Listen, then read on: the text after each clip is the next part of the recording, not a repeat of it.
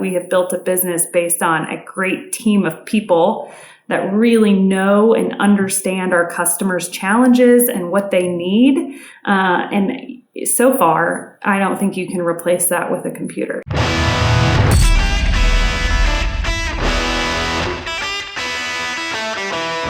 Welcome to Real Leadership, the show that cuts through the clutter to spotlight leaders who make, move, and process things in the real economy. This isn't about buzzwords or theories. It's about bold decisions, solving challenges, and the strategies driving industries that matter. I'm Jim Weaver, CEO of the Owner Group. In every episode, we get real about what it takes to turn vision into action and obstacles into opportunities. Let's go. Today, I'm welcoming Jessica Warnke, CEO of Carter Logistics. Carter Logistics is an asset-based logistics provider specializing in optimizing supply chains for the automotive and manufacturing sectors. Through Carter Express, it operates its own fleet and pioneered the first and largest shared milk run network in the North American automotive industry. Jessica's connection to trucking runs deep. In 2023, she stepped into the role of president and CEO, succeeding her father, John Paw, who helped grow Carter into a large-scale logistics provider. Raised around the business, Jessica gained early experience working alongside drivers and learned operations firsthand. After earning a bachelor's in business from Indiana University Bloomington, she expanded her professional experience at Kimberly-Clark before returning to Carter Express and earning an MBA from Butler University. Although she didn't initially plan on a career in trucking, she's obviously taken to it quite well. Jessica's influence reaches beyond Carter, serving as current chairperson of the Indiana Motor Truck Association, and is a wife and a mom of 4 boys, ages 2 to 9. So she's really got her hands full. Welcome, Jessica. Hi, thank you. So you are a third-generation trucker, from what I read. That's a title you give yourself. So let's rewind it back. It's a cool origin story. So tell us about your grandfather, how he got into trucking, what he did in trucking, and then how your dad got into the business and Carter's progression with your dad at the helm, just to kind of set the context of the earlier years. Yeah, so my grandfather, his legal name was Myron Paul, but everybody knew him as Duke.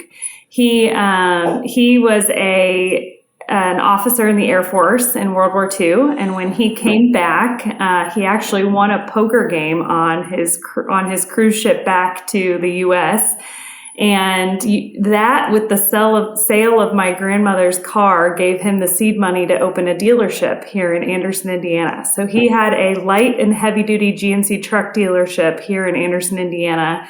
And so he wasn't running trucks like we do now, but he was selling them to fleets and to owner operators. And so he got started with Duke's GMC in 1957.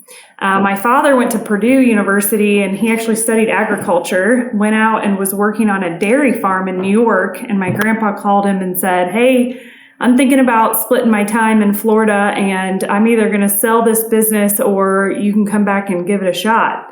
And so my dad was like, "Well, do I want to get up at 5 a.m. with the cows, or do I want to go try to sell some trucks?" So he came Dairy back. farming's hard. I grew up in Wisconsin. It's a tough gig.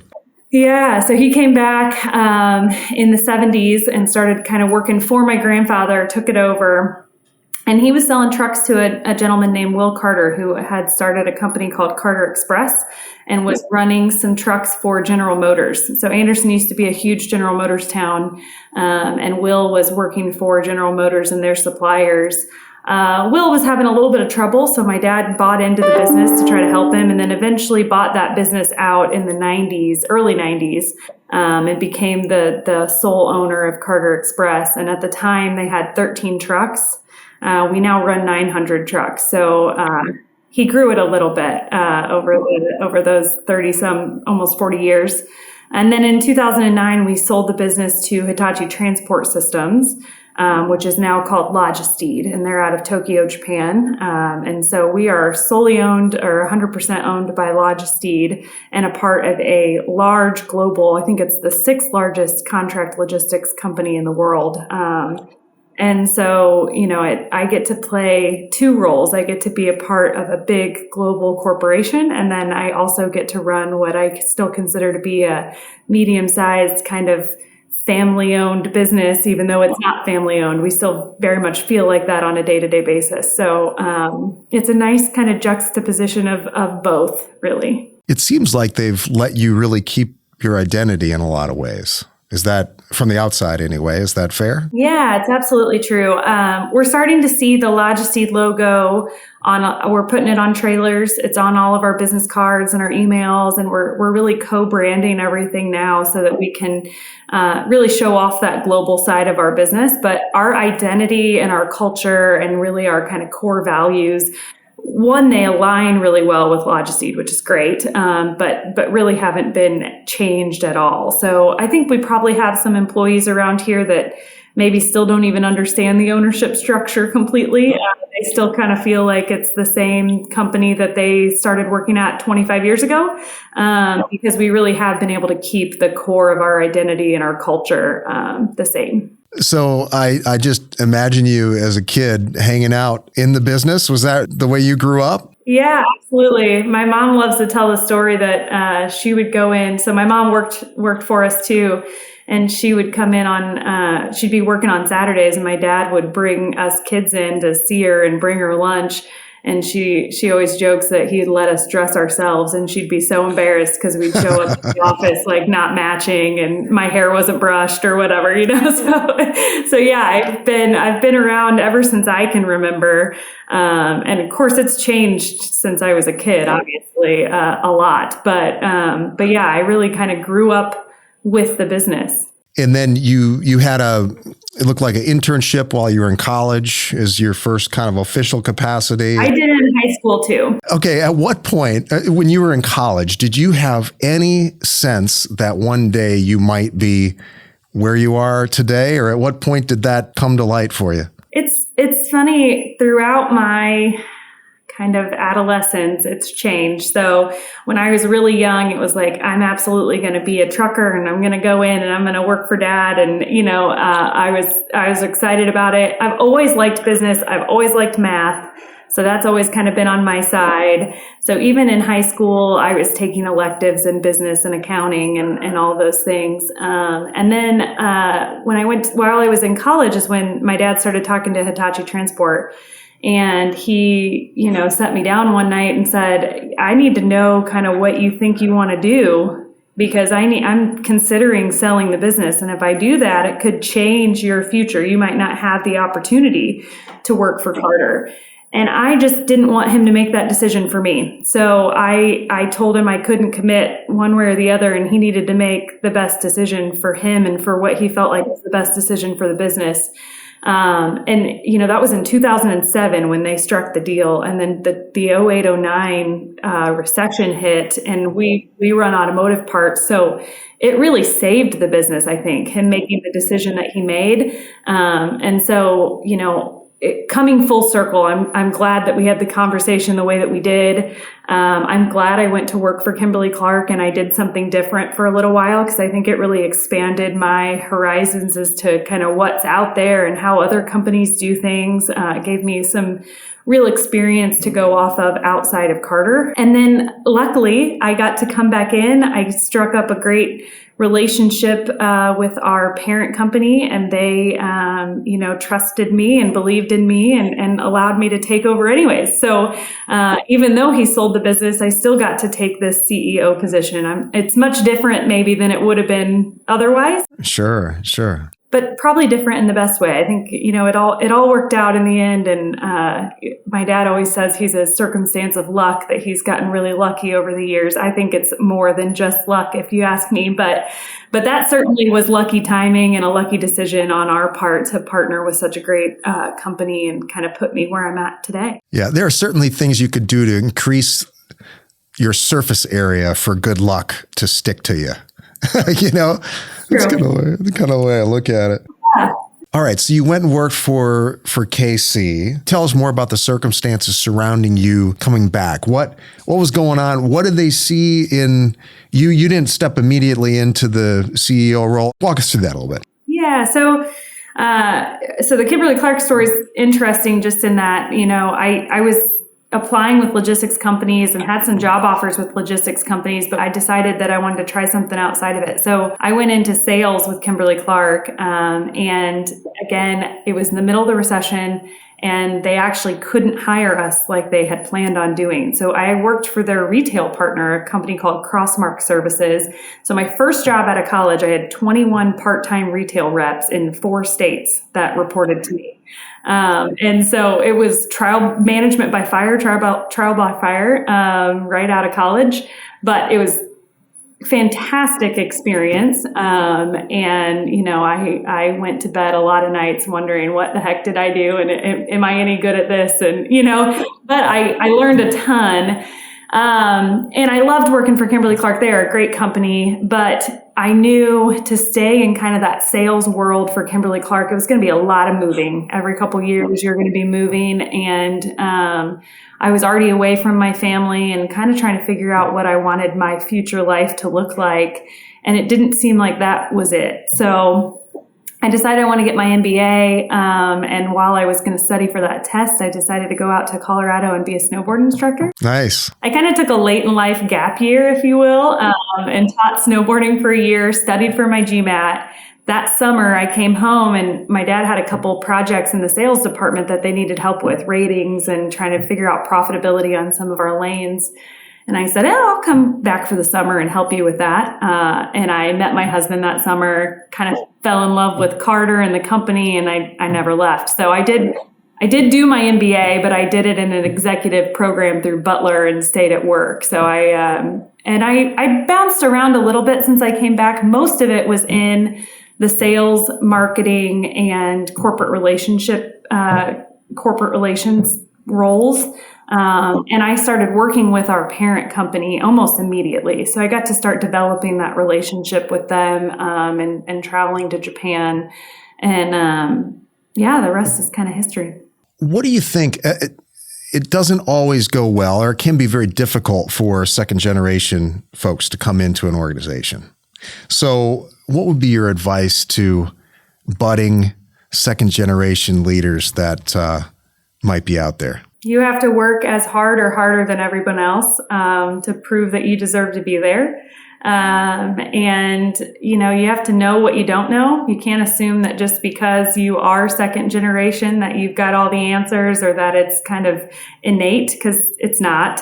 There's so much to learn. I'm still learning new things every single day. And so I think, you know, my approach, because it's not easy. It's not easy to be the daughter of the boss or the son of the boss. And my approach was always to be very forthcoming on what I didn't know and what I needed to learn, and to take any and all mentorship opportunities and learning that I could get from the colleagues around me and the team around me, to make sure that everybody kind of understood that I wasn't going to walk in and say, you know, I'm changing everything and I know everything. I kind of evolved with the company. Even when I came back, it wasn't guaranteed that I was going to even try to step into that role. So for many years, it was like, yeah, I'm working here and this is great, but one day they may appoint a different CEO and that's fine too, sort of deal. So I never assumed that was going to be my job. I never made that assumption.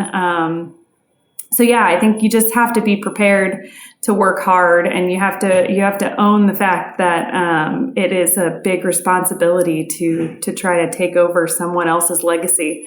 And I feel that weight every day. You know, I want to make sure I do right by my father and my grandfather and what they kind of built, and then of course do right by our owners as well. So it's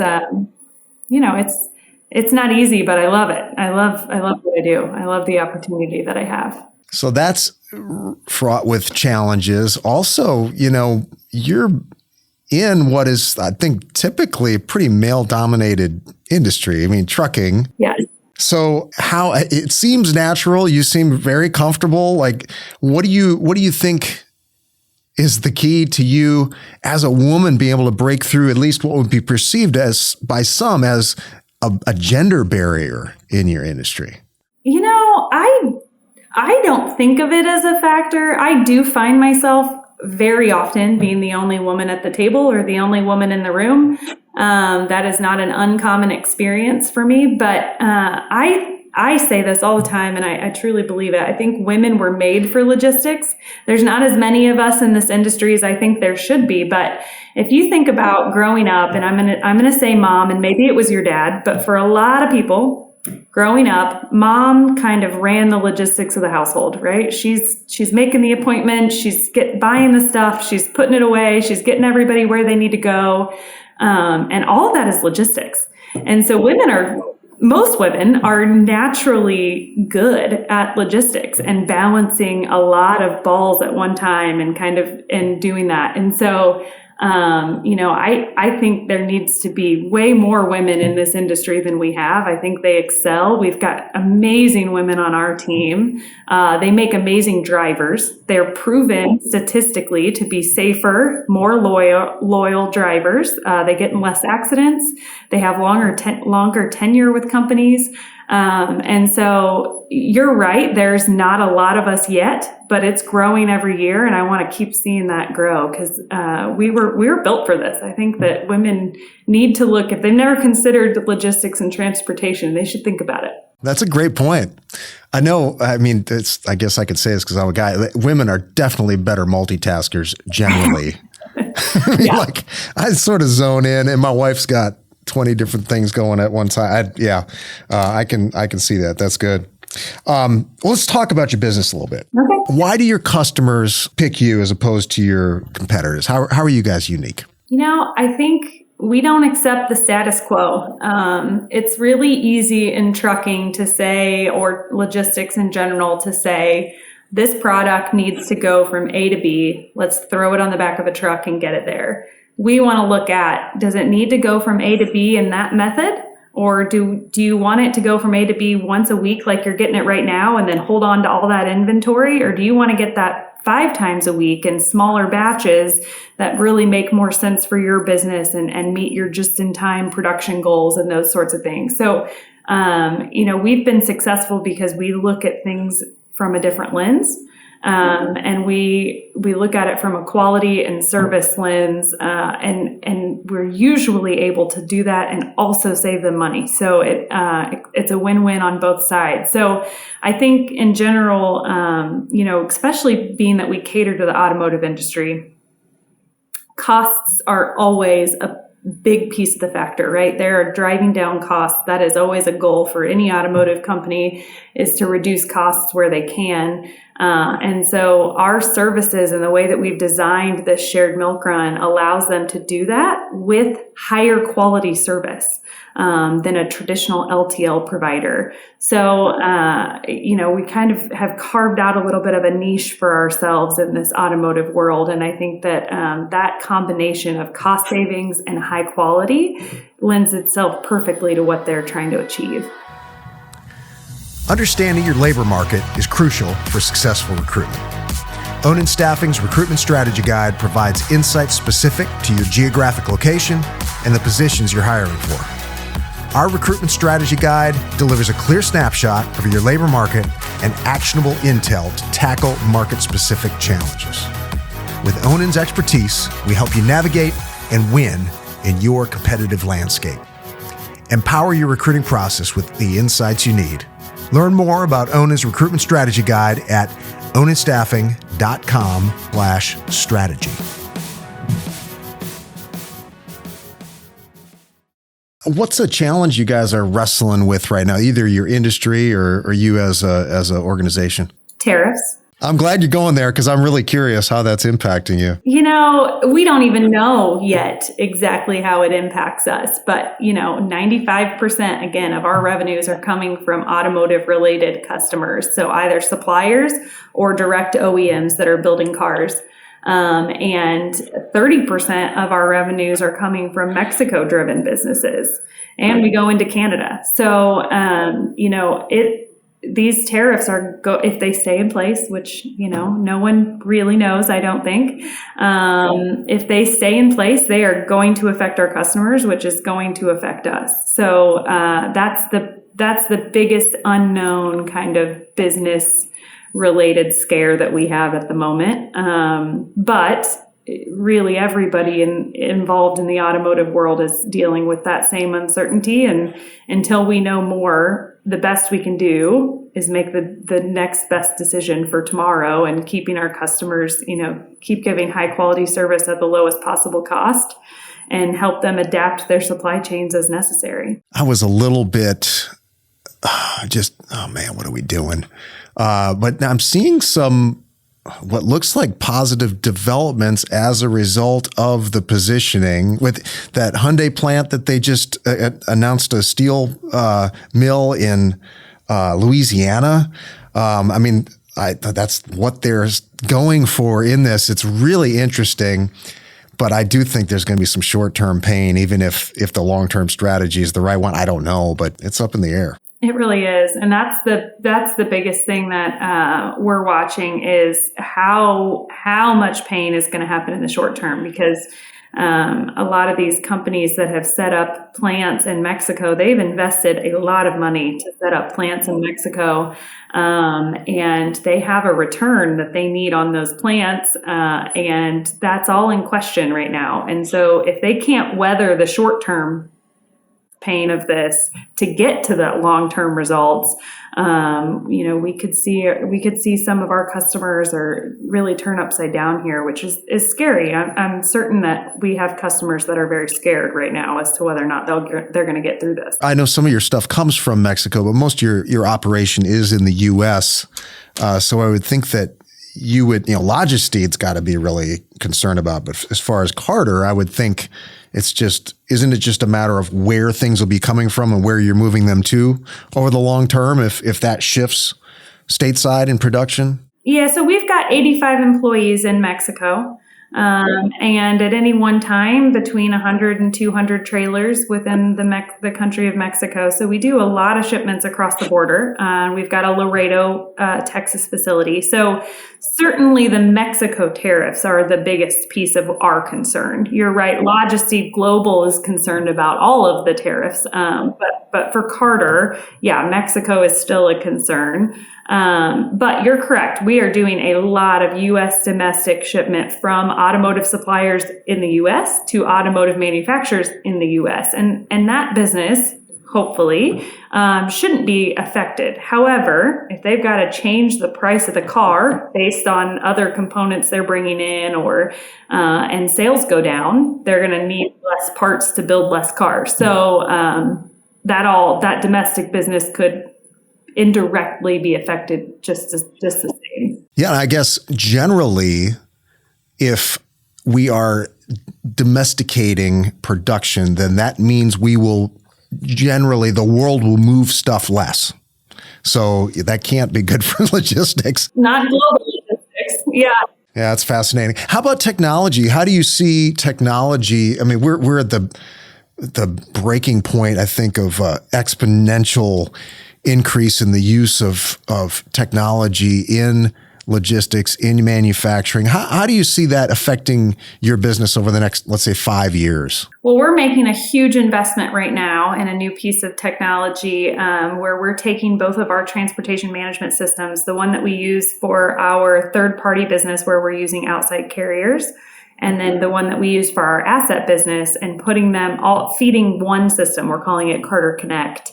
And that's going to be a huge tool for us to provide better overall visibility to our customers. Because right now, I probably couldn't name a customer that we have that's not on a red truck sometimes and on another carrier at other times. We're using both systems for almost all of our carriers. And so having one place where we can see all of that and provide all of that to our customers is going to be a huge tool for us. And so that's a big technological change for us internally. In terms of overall technology in the industry, the buzzword, of course, everywhere is AI, and how are people using AI and how is that driving their business? And we're certainly using it, but I will put a caveat that we are not relying on it as the answer to all of our questions. I know there's some big players in our world that have switched to AI for all of their rating and a lot of their customer service responses. And they're not getting great initial results from that. And so we're definitely taking a slower approach when it comes to AI. And we're really keeping that human touch. Because again, I think what separates us is that we have built a business based on a great team of people that really know and understand our customers' challenges and what they need. And so far, I don't think you can replace that with a computer. So our team is still really heavily involved in routing and rating and customer service because that's what our customers need. But we're providing them AI tools to help kind of speed up the work that they're doing. So we're trying to find that balance of how do we make things easier on our team members, but keep that human-centered touch for our customers. Land top technical and professional talent with Focus. Focus specializes in direct hire and contract placements, connecting you to exceptional candidates in IT, engineering, management, and more. Elevate your team with Focus. Visit getinfocus.com. As a part of Logistede, you said it was 2009? Was when it was finalized, yeah. How has being a part of that global organization impacted Carter? In what ways has it raised your game? Yeah, the biggest help was the access to capital. So we were able to grow, I think, much faster than we would have been able to do on our own. Having a parent company that can help fund loans and help build buildings certainly sped up our growth, which was wonderful.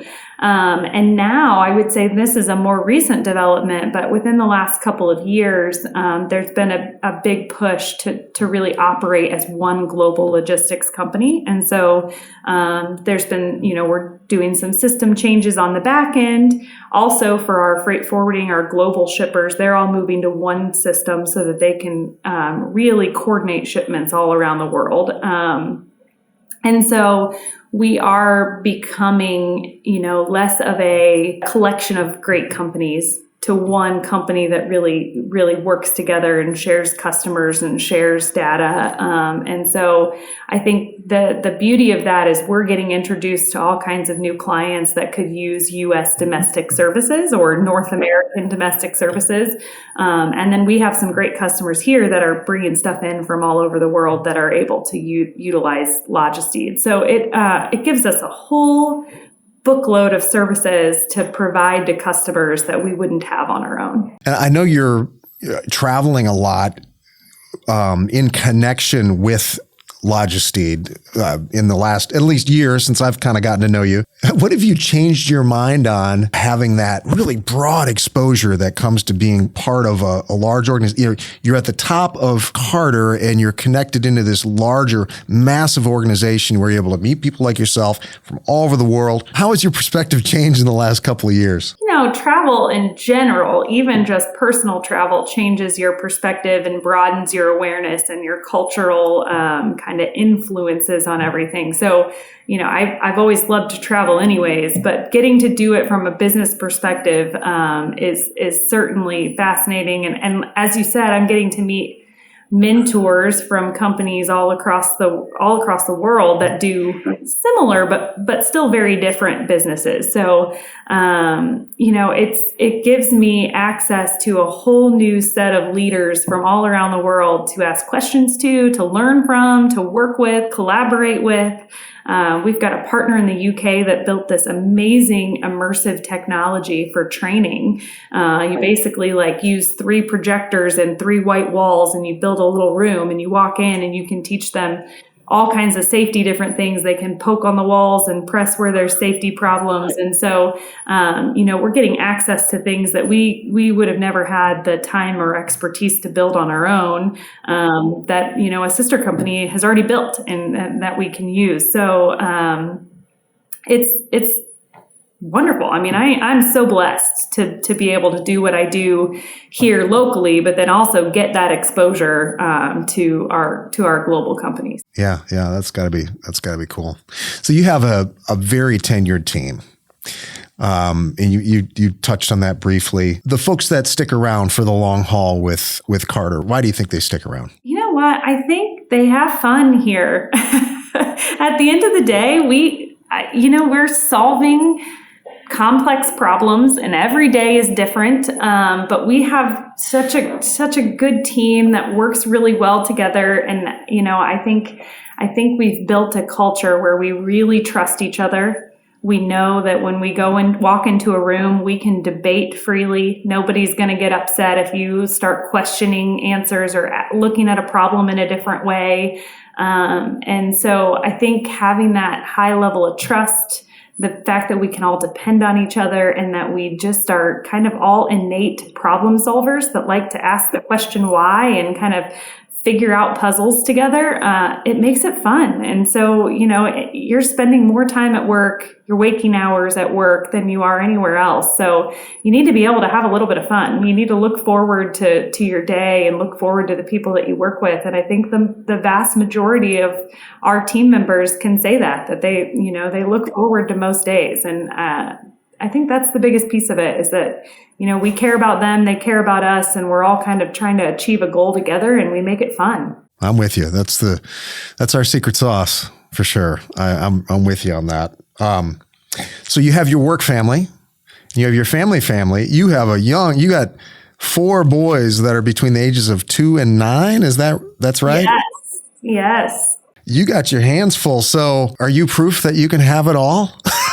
I mean, my goodness, that's amazing. I don't know. I mean, some people say, how do you balance it all, or how do you do it all? And I don't, So my husband's got a full-time job, and he's a full-time important job. But he also is amazing. He's an amazing husband and father, and he does pull more than his fair share, I think, of scheduling and home duties and pickups and all of those things. So he's a big help, certainly.